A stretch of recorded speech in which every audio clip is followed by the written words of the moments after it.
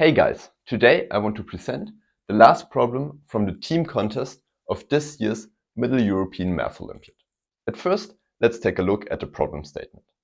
We have given a positive integer k greater than or equal to 1 and a sequence a1, a2 and so on of positive integers, such that ai times ai plus 1 divides k minus ai squared for all I greater than or equal to 1.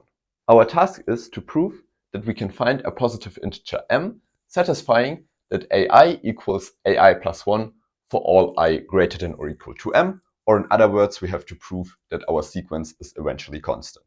I think the first thing you can notice is that since ai divides the right hand side and since ai divides ai squared, we get that ai also has to divide k. Moreover, we also know that just ai plus 1 divides the right hand side k minus ai squared. And now, using this first fact with I plus 1 instead of I, we get that ai plus 1 divides k, and therefore this implies that ai plus 1 also divides ai squared. I think that this is already a strong constraint for our sequence, because by taking a prime number p dividing ai plus 1, we know that this prime p also divides the right hand side, and therefore this prime has to divide ai. Applying this argument recursively, we get that if a prime number p divides some element ai, then it also divides all the elements in our sequence before ai. This motivates us to take a look at the last term, which is divisible by p, or at the fact that all the ai are divisible by p. Let's at first look at the second case, that we can find a prime p such that p divides all of the sequence members. Since our original divisibility condition is nearly homogeneous in the ai with degree 2, we would like to divide both sides by p squared in order to replace all the ai by ai divided by p. To do this, it is necessary that k is divisible by p squared. But we can prove this under this assumption.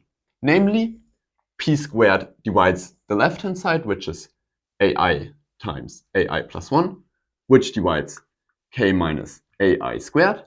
And therefore, since p squared divides ai squared, we get that p squared indeed divides k. This allows us to consider a new sequence ai prime, where we define ai prime by ai divided by p, and consider k prime equals k divided by p squared.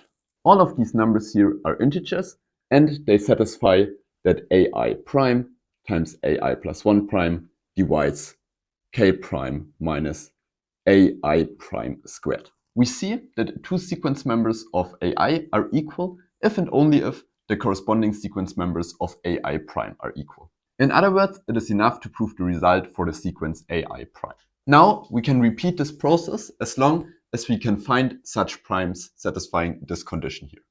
And I want to note that this process will eventually stop because a1 is a bounded number. Hence, from now on, we can try to solve the problem under the assumption that there are no such prime numbers.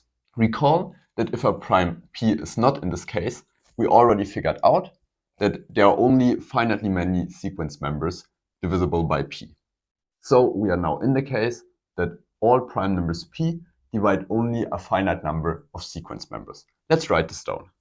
In our first step, we figured out that all the ai divide k, and therefore only a finite number of primes divide our sequence members.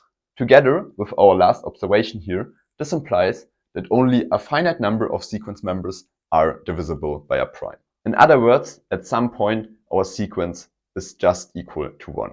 So our sequence becomes eventually 1 and therefore is eventually constant. And thus we are done.